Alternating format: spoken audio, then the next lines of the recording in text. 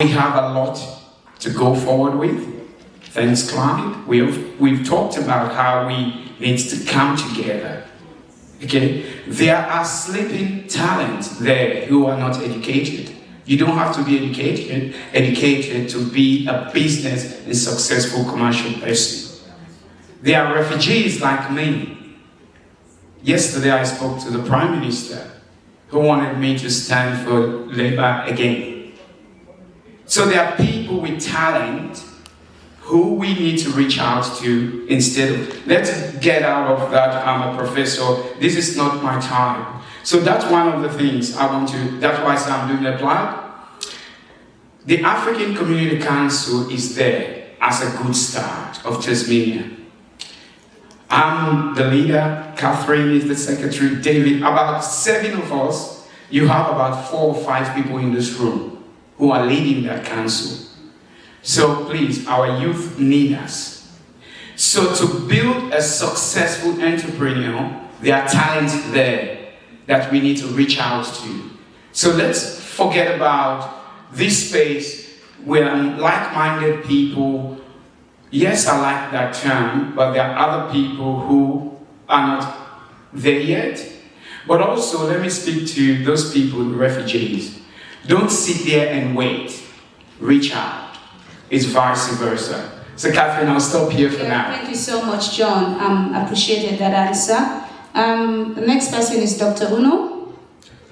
Okay, my question for you is, what practical structures, platforms, or partnerships are needed to make collaboration more consistent and impactful within our communities? Okay, thanks for the question. I think I will just share the sentiment that Ikechi made earlier on in thanking Clyde and of course the local organizing committee and all the African leaders and of course Caucasians who have helped to bring this event to Hobart.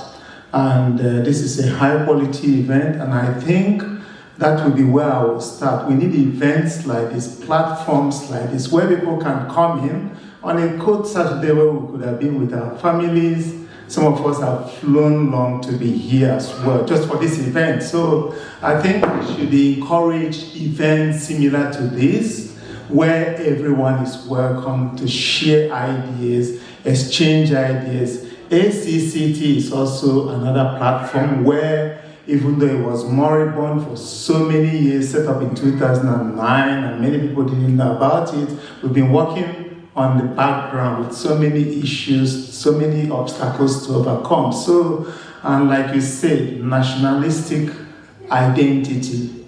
And John has mentioned, collaborating and sharing a welcoming hand to refugees, because not everyone here is a skilled person like us. Others are still struggling. So there are so many structures. And Leslie made a good point in terms of reaching out to other people that are also not Africans, so that you know about the system, you know about the general ecosystem, the information, the opportunities, and the grants that are available, the training. So it is multifaceted. There are so many things we can work together. Mentorship of our young ones as well. Right, thank you so much. So this question is to all of you, so I'll start with you, and we'll just get 1 minute so we can come to the next one. How do we ensure that the young people, youths, women, and underrepresented voices are included and empowered in entrepreneurship and collaboration? Yes, okay, please. This is addressing youth, women, so how do we... Yes, so I enjoyed the panel on youth, women, and other, less privileged or minority, because there's the minority syndrome, and of course there's the super minority, where even though we are all migrants, Africans here, some other people are not having it as good due to either social or other biases. So the way to do it is welcoming them, reaching out to them, mentoring them, and even just being a good husband, okay? Like I know Lois mentioned the great support she shares with Ali and vice versa in transitioning from the employee to an entrepreneur and then a business owner and then spending a lot of time and knowing that it is a phase, it's a stage in, and many of us have got young families and we know that it is a very busy time for us. We know it's also a stage, so it is just sharing, supportive, having a supportive relationship in family, supporting other people, community, and having a collaborative spirit. Great, thank you so much. And the same question to Dr. Ekichi. How do we ensure that young people, women, and underrepresented voices are included and empowered? Because I know you spoke about mentorship before. Yep. So how do you make sure they're empowered and mentored to come into entrepreneurship? Right. I'm very big in mentorship, and of course leading by example. The importance of mentorship cannot be overemphasized. In fact, there is a Nigerian writer called Chinua Achebe. He said, "The boy whose father sent to steal breaks the door with both legs." What it means is that if you mentor your child or if you mentor the young ones, you'll be amazed at the quality and substance they will be made of. The sky is just their limit. Another thing I would say is us as parents and as community leaders, we have to lead by example. Show the young ones that hard work pays. If you have a partner, bring your partner on board. Let them see themselves as partners in business. Empower them equally. There is nothing like 40-60 sharing. No. I and my wife, we share 50-50. In fact, sometimes it takes 55. So you need to give these women and these young people a sense of belonging. Give them the education, give them the level playing ground, make them feel important. The sky is their limit. Excellent, thank you so much. And the same question to Mala. How do we ensure that young people, I know you two spoke about advocacy and mentorship, so how do we make sure that young people and women specifically and underrepresented voices are empowered and mentored into entrepreneurship? Well, you've got to create a welcoming atmosphere so that they feel comfortable. The other thing is it's about we have lots of cold communities which are culturally and linguistically diverse. Create an environment where they don't feel that they have to speak English. And by doing that, you're making them feel comfortable and you can take it from there. But we also need to teach our young ones that women are equally as important as men.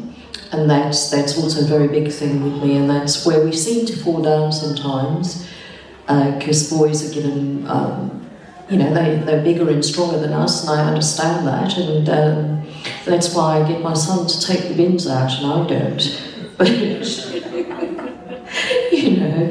but then when he wants a good African meal, he's just come over from the UK to visit, and Mum had to cook him a proper Mputu and a mutton curry to go with it. But really, at the end of the day, it's all about leading by example. If you show respect, then the young ones do that. Respect is reciprocal. We need to respect our children in order to get respect from them. Right. Excellent. Thank you so much. John, the same question to you. Thank you, Catherine. And I'll say the same thing. If I answer that question, I'll repeat whatever everyone has said. But I will say this. Don't tell people how to lead. Show them how to lead. Let them see you. Our youth, our wives, our sisters, men, we need to show an example to them. Don't bash your wife. Leave an example for those young ones to see. Don't abuse your kids so that they will see what is in you. That's the greatest mentorship. The kids need leadership from us. The youth, they need leadership from us. Jal, who is the youth leader, everybody knows him. He's not here today because he's playing soccer. He has about hundreds of kids, youth, that they are so need that vision. They need inspiration. Let's show them how to live that. So there will be the business leaders, they will take up from us. We just have to be there and lead them through. So if I said I'll answer that question, but this is my encouragement. We're here today, entrepreneurship, business leaders, professionals, we need to lead the example. Let's lead the life. The young people, our wives, our women, our sisters, and they will see that. Thank you. Excellent. Thank you so much. Lead by example. Great. Now throw it to the audience. Does anyone have a question for one of our panelists or for all of them? Anyone? No? Okay, I have a question there. Okay, and again, 1 minute. This is the last question. I know we've spoke about a lot of things, and the key ingredients I've got is mentorship, advocacy, collaboration, education, and also leading by example. And you said something about sometimes we hold back because we don't want to draw attention from ourselves, which is really good as well. So the last question is, what commitments or actions can we take as individuals and as a collective community to move beyond talking? Because we're all here, we've shared, we've had a lot of, this is how to do it, this is how I did it, or encouraging people how to go out and do it. But what do we need to come out of talking? I mean, I don't want us to come again here next year and we're in the same place. We're still saying the same thing and we haven't seen actions that have been done and results or outcomes that came out of today. So what can we do? What is it that we can do to move from talking and having actions to help us move beyond just implementing and not actually getting the motion moving in our community and in entrepreneurship?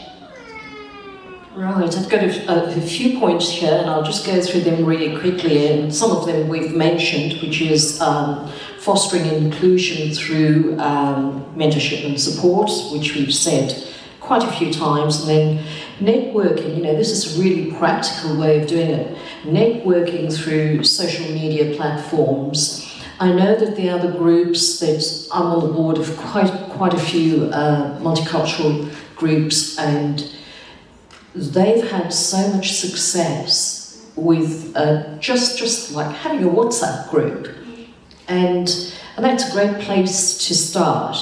Another one is to advocating for the community.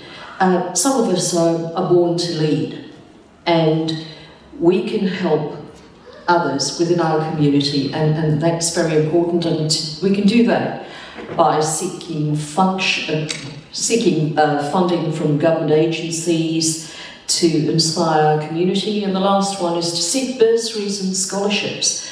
And for those of us who've been successful, it's a small price to pay for our people to set something up for somebody who doesn't have the means to go. I mean, nobody is short of an education here in Tasmania or in Australia for that matter.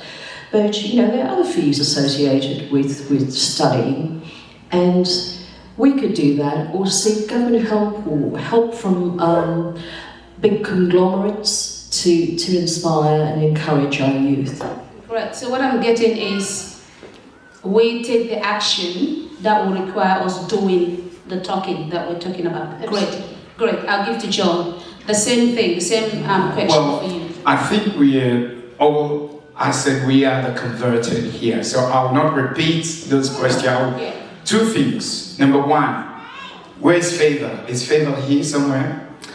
Please, if you want to be part of making change, talk to her after this program. She will connect you how the African Community Council is working so hard behind the scene, because we are fragmented, we are trying to bring people together, but it's not easy. So there are professionals here, we need your ideas. So practically reach out, even talk to Catherine as well.